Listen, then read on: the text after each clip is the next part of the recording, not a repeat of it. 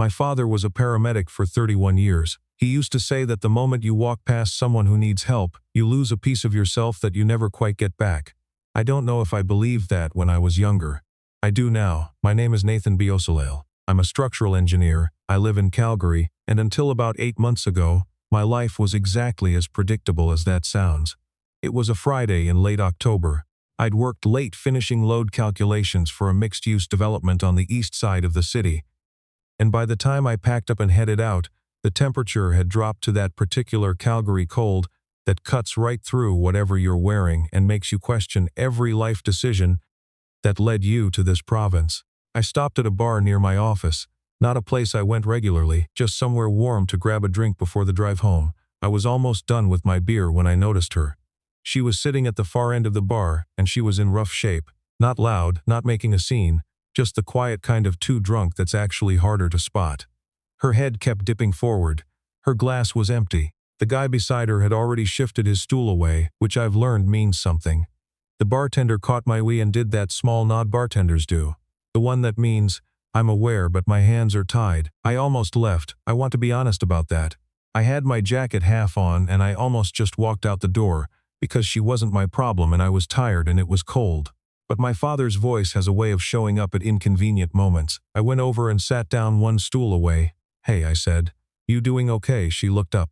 She had dark hair and she was probably in her late 20s, and she looked at me the way people look at you when they're trying very hard to focus. I'm fine, she said, which is what people always say. You waiting for someone? A pause. I was. The was told me everything. I asked the bartender for a glass of water and slid it toward her. She didn't argue, which was a better sign than I expected. We sat there for a few minutes. I didn't push. I just waited. I don't. She started, then stopped. I don't think I should drive. No, I agreed. You definitely shouldn't. My phone's dead. I offered to call her someone. She gave me a number that rang 6 times and went to voicemail. A friend, she said. She didn't offer to try another number and I didn't push her on it. Sometimes you can tell when someone's out of options and embarrassed about it. I can call you a cab, I said. She looked at her clutch like she was doing math. I think I left my wallet at the office. I want to be clear about what happened next, because I know how it sounds. I know exactly how it sounds. I paid her tab. It wasn't much, and I told her I'd drive her home and call her a cab from there if she wasn't comfortable. She lived about 20 minutes away, she said. She showed me her ID so I'd have her address, the way people do when they're trying to demonstrate they're not a threat. The name on the ID was Melissa Hargrove. I didn't think anything of it at the time. She fell asleep before we even got on Deerfoot. I drove carefully. I kept the heat up. When I pulled up to her building, and a nice Mars stirred, the kind with a concierge desk, I realized I had a problem. She was asleep and I didn't have a key fob to get her inside, and I wasn't comfortable leaving her alone in the car, or sitting in the lobby of a building I had no access to. I sat there for a minute trying to think it through the way my father would have. What's the right thing here? Not the convenient thing, the right thing. I drove her back to my apartment. I know, but I want you to understand that I gave her my bed. I slept on the couch. I put a glass of water and 2 Advil on the nightstand, and I left the bedroom door open 3 inches so she wouldn't wake up disoriented in a completely dark room. I wrote a note on a piece of paper, actual paper, because my printer was out of door. You're safe. I'm Nathan. I drove you home from O'Brien's because you couldn't reach your friend. Your purse is on the chair. Help yourself to anything in the kitchen. My number is at the bottom of this note. Then I went to sleep on my couch with my shoes on, which I think should count for something. She was gone when I woke up at 7. The note was still on the door. She'd taken the Advil. The glass was rinsed and sitting in the drying rack, which struck me as such a specific, considerate detail that I thought about it longer than I should have. I figured that was the end of it. I was wrong. I work for a firm called Hargrove & Associates. We do commercial and residential structural work, mid-size projects mostly, the kind that keep a city like Calgary running without anyone noticing. I'd been there for 4 years. Good job, good people, the kind of place where you knew everyone's coffee order and which meeting rooms had broken chairs. The firm was founded by a man named Robert Hargrove. I want you to sit with that for a moment, because it took me about 30 seconds on Monday morning to make the connection, and those 30 seconds were some of the most uncomfortable of my professional life.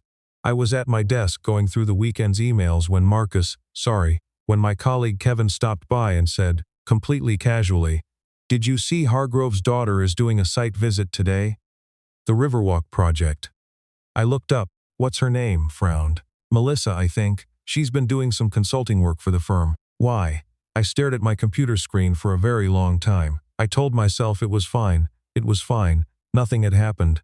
I'd done the right thing and there was nothing to be embarrassed about, and there was absolutely no reason to believe she'd even connected the firm name to me, or that she'd say anything, or that Robert Hargrove would ever have any reason to know that his daughter had spent a night in the apartment of one of his structural engineers.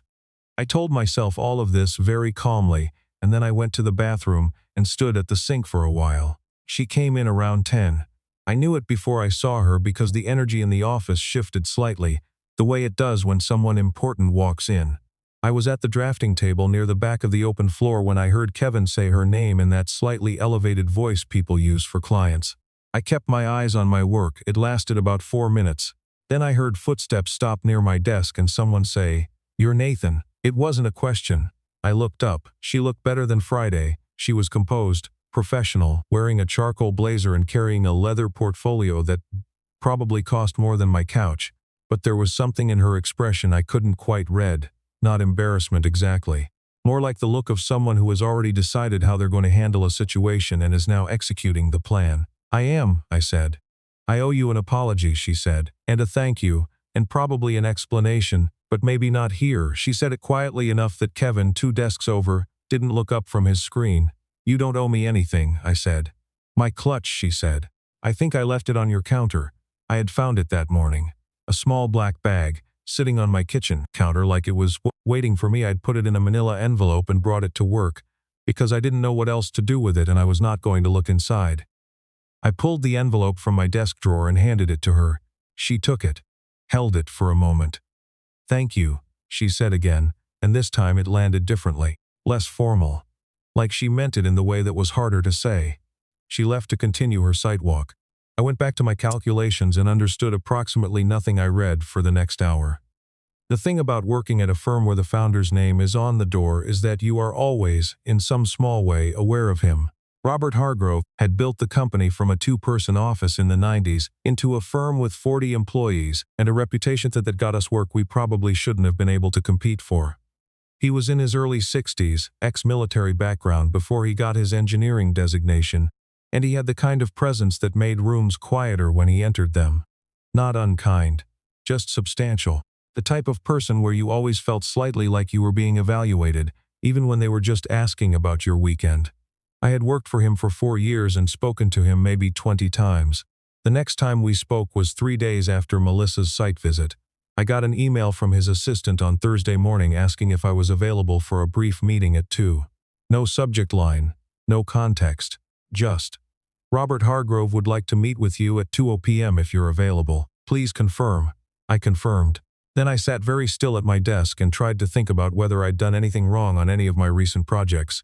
I hadn't, as far as I could tell. But that's the thing about that kind of email, it makes you second-guess everything.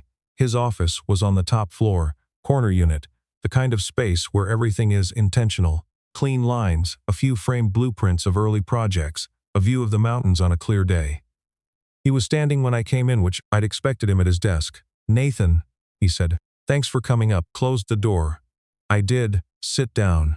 He sat too, not at his desk, but in one of the chairs near the window, which I recognized as the configuration people use when they want a conversation to feel less formal. I filed that away. "I understand you did something last Friday that I'd like to talk to you about." My brain went very quiet. "My daughter told me," he said. He had his hands folded in his lap and he was watching me the way I imagine he watched a lot of things carefully without showing what he was thinking. "She told me the full story, that she'd had too much to drink, that she couldn't reach anyone, that you drove her home, and when you couldn't get her into her building, you took her to your place and gave her your room and were gone by the time she woke up." I opened my mouth. "She also told me," he continued, "that you handed back her clutch in a sealed envelope without saying a word about it to anyone." I closed my mouth. He looked at me for a moment. "I want to be straight with you, Nathan, because I think you've earned it. When Melissa first told me, my instinct was to be angry. That's a father's instinct, and I'm not going to apologize for it. But I sat with it, and I talked to her, and what I kept coming back to was the envelope." He paused. A man who intends to take advantage of a situation doesn't put her clutch in a sealed envelope. He goes through it. He uses it. He doesn't hand it back without comment. She left her water glass in the drying rack. He looked at me. I thought that was a kind thing to do. I'm not sure why I said that. Something shifted, not a smile exactly. Exactly. Something quieter. She does that, he said. Even at home. Her mother used to say it was the one habit she couldn't break her of. We sat with that for a second. I wanted to thank you in person, he said, and I wanted to look at you while I did it, because I've found that's the best way to know if someone means what they say. He stood, and I stood too. He extended his hand. You're a good engineer, Nathan. You're also apparently a decent man. Those two things don't always go together. I shook his hand. It lasted exactly the right amount of time. Firm, brief, final, the way meaningful handshakes are. I went back downstairs and sat at my desk and felt something I hadn't expected to feel, which was a specific and uncomplicated calm. I want to tell you about Trevor Foss, because this story isn't complete without him. Trevor was a project coordinator, mid-30s, had been with the firm for about 6 years. He was the kind of person who was excellent at his job in ways that were easy to see, and not excellent at other things, in ways that took longer to notice. He'd been up for a senior position the previous spring, a project lead role on a major commercial development, and it had gone to someone else. He'd been pleasant about it to people's faces and less pleasant, I'd later learn, in other settings. He'd also at some point developed the impression that Melissa's consulting work with the firm meant something personal. I don't know the full story there. I only know what came next. About 2 weeks after my meeting with Robert, I was eating lunch at my desk when Trevor stopped by. He had a specific expression on his face that I recognized even then as the expression of someone who thinks they're holding something. Interesting that you and Melissa Hargrove seem to know each other, he said. Casual. Very casual. We've met, I said. Outside the office, though. He said it like he was observing the weather. That's a different kind of thing. I looked at him. Trevor, I'm going to be straightforward with you. I drove her home because she needed help. That's the whole story. Sure, he said, in the tone that means I don't believe you, but I'm going to pretend I do for now. He left. I finished my lunch and didn't think much more about it. 2 days later, he walked into a meeting between Robert and 2 of the firm's senior partners. And I know what he said, because Kevin told me about it afterward, with the kind of horrified energy that only witnesses to professional disasters can generate. Trevor had mentioned, in the context of discussing project team assignments, that he'd heard some things about Nathan Beausoleil and Melissa, and that he thought Robert should know, given the optics. Robert had let him finish. There had been a silence, and then Robert had said very calmly that he was aware of the situation and had already spoken with Nathan directly. He had then asked Trevor, still very calmly, whether Trevor had any concerns about the current project assignments or whether he was raising a personal matter under the cover of a professional one. Trevor said it was a professional concern. Robert said he understood and that he appreciated Trevor's commitment to the firm's culture and that he'd be happy to loop in HR to document the conversation since Trevor felt it was important enough to raise in a partnership meeting. Trevor withdrew the comment. Kevin said he'd never seen someone become smaller in real time before. Robert, from what I understand, called a brief meeting with Melissa that afternoon, not to interrogate her, but to make sure she was all right and to tell her what had happened.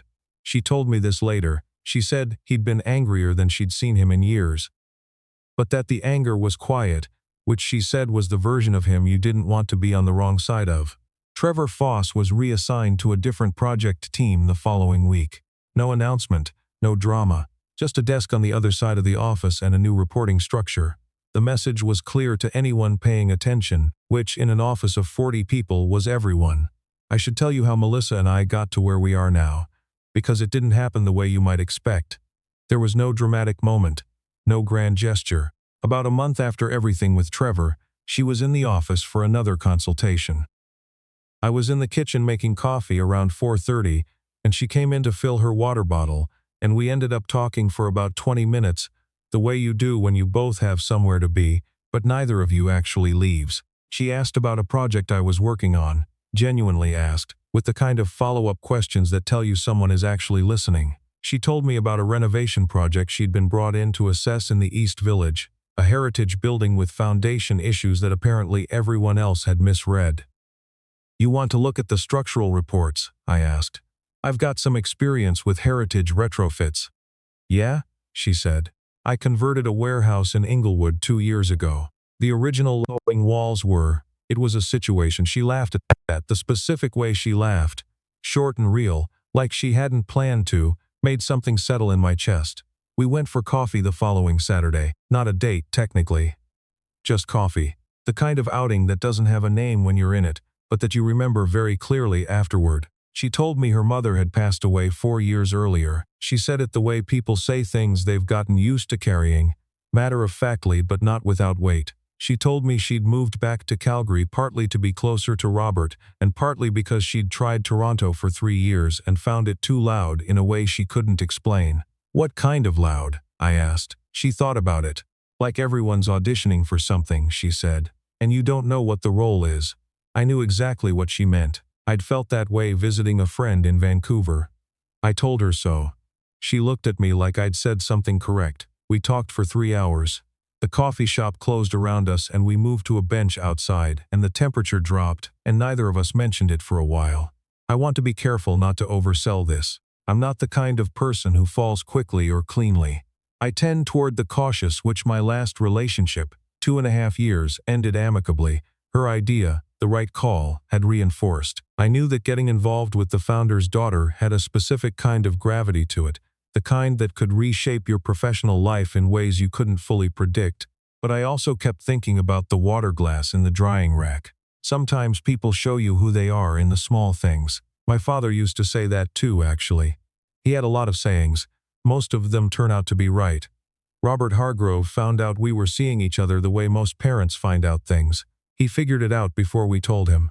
We'd been careful, professional at the office, no visible change in how we interacted at work.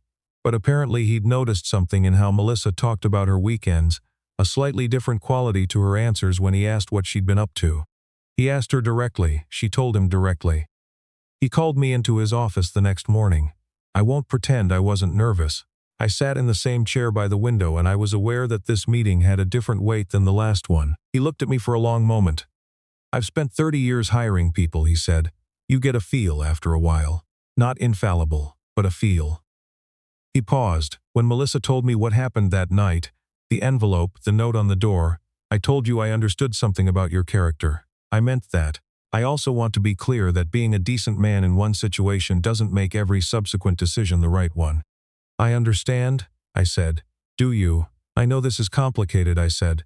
I'm not pretending it isn't. And I want to be straight with you the way you were straight with me. I'm not pursuing this because of who she is. I'm pursuing it in spite of that, if I'm being honest, because it would have been a lot easier not to. He was quiet for a moment. She's been through some hard years, he said.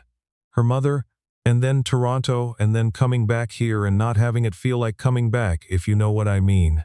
I think I'm starting to, I said. He looked out the window. I'm not going to tell you what to do. She's 31 years old and I stopped being able to tell her what to do when she was about 14. The corner of his mouth moved. But I want you to know I'll be paying attention. I'd expect nothing else, I said. He stood. I stood. We shook hands again the same way as before. This time I thought it meant something slightly different, not an ending. More like a beginning that both people were being careful with. There's a dinner I keep coming back to when I think about how it's changed. It was a Sunday in late January. Robert had invited me, which in retrospect I understand was a kind of formal acknowledgement. The first time I sat at his table not as an employee, but as something more adjacent to family. It was just the three of us. He made brisket, which he'd apparently been making on Sundays since his wife taught him the recipe sometime in the 90s. He was a surprisingly good cook. We talked about the Flames, about a building in Kensington that had gotten a controversial addition that I thought was structurally sound, and he thought was aesthetically offensive, about a book Melissa was reading that she kept trying to summarize and kept losing the thread of because she wanted to tell us the ending. It was a quiet evening. Nothing significant happened. Nobody said anything particularly important, but somewhere in the middle of it, maybe during the argument about the Kensington building, maybe after, during the part where Robert was telling a story about a project from 1998 that had nearly cost him the firm, I understood something I hadn't before. I understood what it felt like to be around people who were simply glad you were there. I'm not a sentimental person, or I hadn't thought of myself that way. My father's son tends toward the practical. But driving home that night, with the city spread out and the mountains invisible in the dark somewhere to the west, I thought about a Friday in October and a bar and a woman who couldn't get into her building. I thought about all the moments where I almost made a different choice, getting up from my beer, staying in the car, not going back for the clutch, not putting it in an envelope, not writing the note. Any one of them would have changed everything. My father used to say you lose a piece of yourself when you walk past someone who needs help. I think the opposite is also true. I think sometimes you find something. I don't know yet what this becomes. Melissa and I are careful with each other, the way you are when you know something matters. Robert watches me like I said he would, not unkindly but thoroughly, which is all I'd ask of a father. The work is good. Calgary in February is brutal and bright and clarifying. I rinsed my own glass this morning and put it in the drying rack. It's a small thing, but I've been thinking lately that small things are where most of the important stuff happens.